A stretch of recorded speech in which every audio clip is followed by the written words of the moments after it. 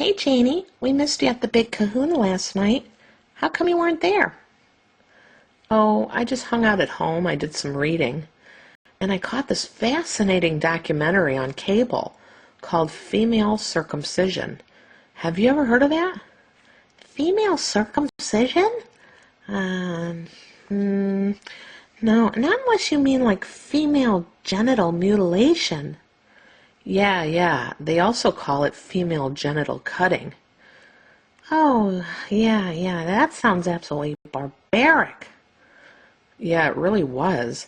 It showed these poor little African and Muslim girls having it done. They were all so little, like 5, 6, 7. Oh my gosh! What exactly do they do? Well, they explained that female genital cutting consists of 2 parts. The first step is the removal of the clitoris, called the clitoridectomy. Oh my God, Shane! Yeah, and the second step is called infibulation, where they cut the labia and then sew them together with just a little room for urine and blood to pass. When the wound heals 2 weeks later, the labial are sealed tightly so that men can't sexually penetrate women before marriage. It assures the prospective husband that his bride is still a virgin. Really, Janie?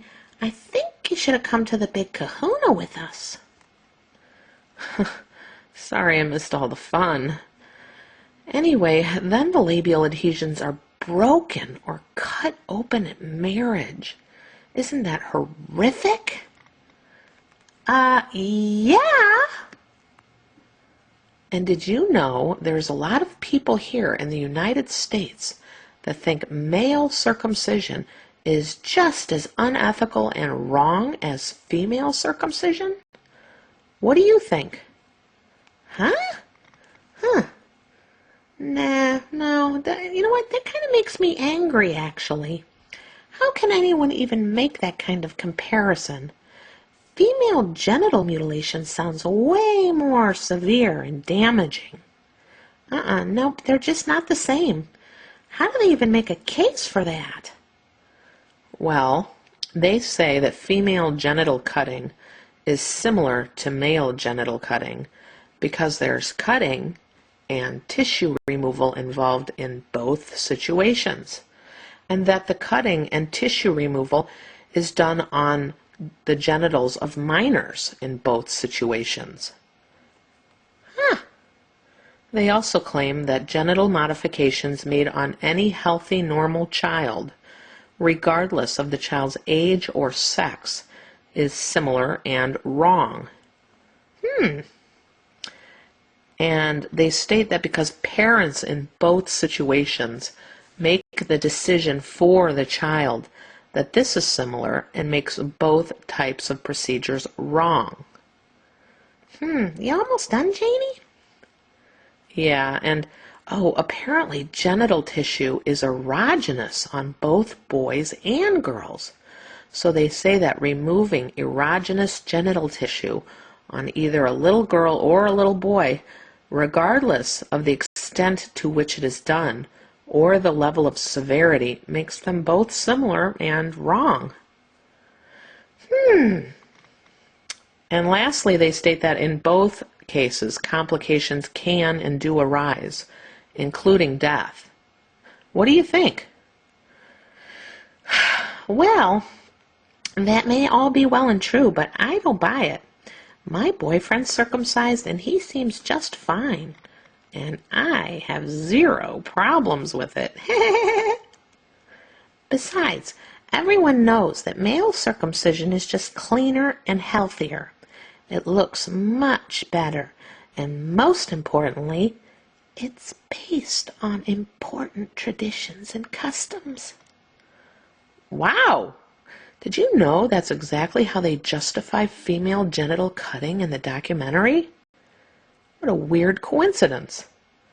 Hey, what about pain? Do you think that pain is genderless? I mean, Okay, Jane, so both kids have to be held down. And yeah, I'm sure they both cry the same kinds of tears, but listen, all I'm going to say is this. In order for female genital cutting to be even remotely compared with male circumcisions, the little girls could only have their clitoral hoods cut off. That is the extra little piece of skin that might be equivalent to the male foreskin. And I could accept that analogy, but I'll tell you, I still would never, ever support cutting off any part of a girl's genitals. Oh, you mean just the boys? The other thing is, Jane, that we cut off the hoods, I mean the foreskins, of our boys in nice, clean, sterile medical facilities. Sometimes we even use an anesthetic, I hear. That's much more civilized. Doing a female genital cutting in the bush with crude and dirty instruments is absolutely horrific and in no way comes close to a medicalized male circumcision. Kara, I'm curious, what if they just did all female circumcisions, removing only the clitoral hood in sterile hospitals? Would that be more culturally acceptable? Jane, I still would never support cutting off any part of a baby girl's genitals. Right, just the boys. Plus, doing a male circumcision at birth in the first week of life is much easier, safer, and acceptable than doing a circumcision on an older female child. Older children feel much more pain, and they probably remember it too.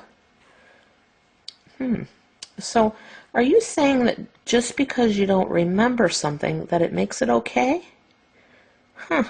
That kind of reminds me of a drugged date rape.